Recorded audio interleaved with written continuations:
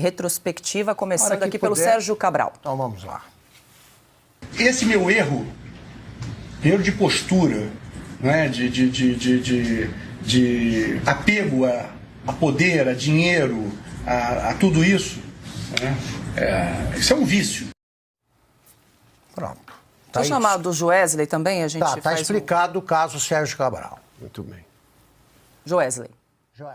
Duas fases. Teve a fase do presidente Lula, depois a fase do presidente Dilma.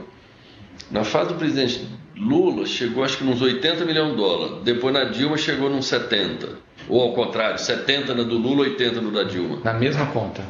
Eu abri duas contas, tudo conta minha. Mas você já tinha conta ou abriu especificamente para deixar o dinheiro do Guido lá? Eu já tinha, eu chamava, eram umas continhas que não tinha pra gente nada lá. Sim. Eu que controlava e tal. Eu tinha uma, eu comecei a usar. Aí depois eu abri outra, foi quando a presidente Dilma ganhou. Produção preparada aqui, Augusto, temos Antônio Palocci. Maravilha, é bom destacar só o seguinte, são continhas, né? Continhas, 70 milhão, como ele fala, de dólares. Mas é uma continha. A ladruagem operou nesse nível. Vamos lá. O presidente Lula também começou só olhando campanha. Já no fim do seu primeiro mandato, muita coisa pessoal ele tinha pedido para ele, em termos de dinheiro que eu pessoalmente levei e entreguei para ele. No fim do seu segundo mandato, aí ele preparou sua aposentadoria.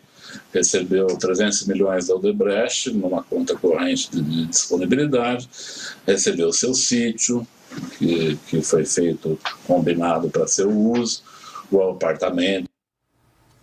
É isso que a gente tem que fazer. A cada conversa fiada deles, a gente mostra declarações da própria quadrilha, de integrantes da quadrilha, dissidentes. Eles estão prontos, expliquem isso.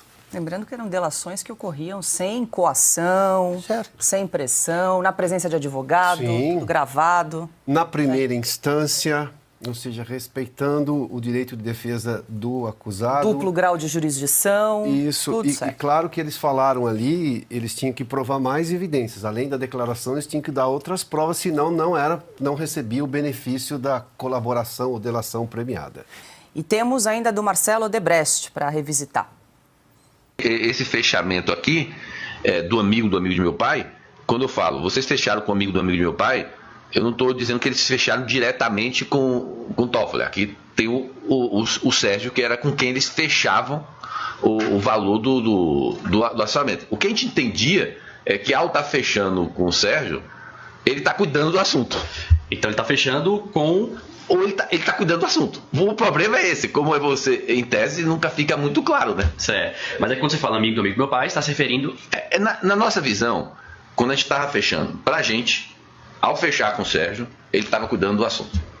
Do amigo do meu pai. Que é o Toffoli, entendeu? Deixa eu passar aqui para o Silvio, só para fechar, Silvio, a gente está falando de cifra de 300 milhões, 80 milhões de dólares, 70 milhões de dólares. A gente aqui no chat lembrando da sacolinha de vinho de 100 mil reais que nunca apareceu, né, no relatório da Polícia Federal. Quero te ouvir aí para a gente que trouxe um compilado de alguns personagens envolvidos na Operação Lava Jato. Isso é só uma amostra, hein? Eu adoro acompanhar esses filmes, porque essa é a história real e não a história que a imprensa velha hoje tenta contar e não a história que o Supremo Tribunal Federal tenta contar. Não, essa é a história real, são réus confessos. Por exemplo, ali estava o Sérgio Cabral diante do juiz Marcelo Bretas, por exemplo, quando ele diz que ele tem o vício de roubar. Marcelo Bretas hoje é um juiz afastado, foi punido, porque todos os juízes que trabalharam na Lava Jato, e no caso dele era uma ramificação no Rio de Janeiro, foram punidos. A figura do Antônio Palocci falando, não, porque já no final do segundo mandato, a ideia era assegurar a aposentadoria do Lula. E o Piotr traz um dado muito interessante, porque ele diz assim, olha, ele estava sendo ouvido em primeira instância. E o vídeo, se vocês pegarem ele novamente, vocês vão ver que é um vídeo da Procuradoria-Geral da República, mas um vídeo do Ministério Público. Então, havia a chancela do Ministério Público. Hoje, a gente assiste o inquérito 4781 que foi prorrogado, Paulo, que comentamos tanto ontem por mais 180 dias, que foi aberto de ofício sem a provocação do Ministério Público, ou seja, à margem da Constituição. Aí não, aí é a força-tarefa do Ministério Público presente, coisa que não acontece hoje. Então, são outros tempos. E esse pessoal ainda tem a cara de pau, como o Lula, de dizer que não teve direito à defesa, não teve presunção de inocência. Todos tiveram. Lembrando que essa fala do Marcelo Odebrecht, e aqui finalizo, ela é muito posterior àquela que foi a grande fase da Lava Jato, em novembro de 2014, que é a juízo final. É a 7ª fase da Lava Jato, se eu não falhar aqui. É quando os empreiteiros todos são presos. A Polícia Federal bate a porta deles, todos eles são presos, e Curitiba assiste, pela primeira vez na história, a um congestionamento de jatinhos, porque cada um foi com o seu próprio jatinho prestar depoimento, achando que ia voltar para casa.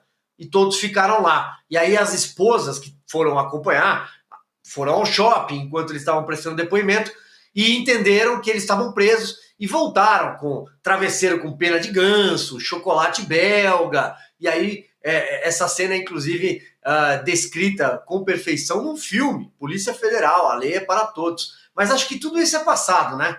O Brasil não viveu nada disso, segundo o Supremo Tribunal Federal.